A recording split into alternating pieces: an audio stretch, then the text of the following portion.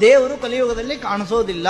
ಇದು ಮೊದಲನೇ ಪ್ರತಿಜ್ಞೆ. ಹೋಗ್ಲಿ, ಕಂಡ್ರು ಎಲ್ಲರಿಗೂ ದೇವರು ಅಂತ ಕಣ್ಣ ಅವನು. ಸ್ವತಃ ಯಶೋದೆಗೇನೆ ಆಗಾಗ ಇವನು ನನ್ನ ಮಗ ಅಂತ ಅನಿಸ್ತಾ ಇತ್ತಂತೆ. ಅವಳು ಹೆತ್ತಿಲ್ಲ ಹೊತ್ತಿಲ್ಲ, ಏನೂ ಮಾಡಿಲ್ಲ. ವಾಮನ ಪುರಾಣದಲ್ಲಿ ಒಂದು ಮಾತು ಬರ್ತದೆ, ಅದಿತಿ ಬಳಿ ದೇವರು ಹೇಳ್ತಾನೆ, ನಾನು ನಿನ್ನ ಹೊಟ್ಟೆಯ ಒಳಗೆ ಬರ್ತೇನೆ ಅಂತ. ಅವಳು ಗಾಬರಿ ಆಗ್ತಾಳೆ, ಸ್ವಾಮಿ ಬೇಡ ಸ್ವಾಮಿ, ನಿನ್ನನ್ನ ಹೊರುವ ಶಕ್ತಿ ನನಗಿಲ್ಲ ಅಂತ. ಯಾಕೆ ಅಂತ ಕೇಳ್ತಾನೆ.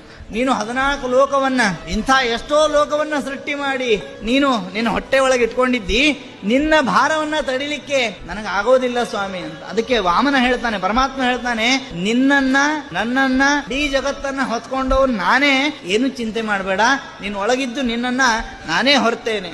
ಆ ರೀತಿ ದೇವರು ಎಲ್ಲ ಕಡೆ ಇದ್ದರೂ ಕೂಡ ಕಲಿಯುಗದಲ್ಲಿ ಕಾಣಿಸೋದಿಲ್ಲ. ಆಮೇಲೆ ಇನ್ನೊಂದೇನು ಗೊತ್ತಾ, ನಮಗೆ ಕಾಣಿಸ್ಬೇಕು ಅಂತ ಏನಿಲ್ಲ. ಯಾರೋ ಒಬ್ರು ನಿಮ್ಗೆ ಸಹಾಯ ಮಾಡಿದ್ರು ಅನ್ಕೊಳ್ರಿ, ಏನೋ ತುಂಬಾ ಕಷ್ಟ ಬಂದಿದೆ. ಕಷ್ಟ ಅಂದ್ರೆ ಫೈನಾನ್ಷಿಯಲ್ ಅನ್ಕೊಂಡ್ಬಿಟ್ಟಿದೀವಿ ನಾವು. ಬಹಳ ಜನಕ್ಕೆ ಗೊತ್ತೇ ಇಲ್ಲ ಬೇರೆ ಕಷ್ಟ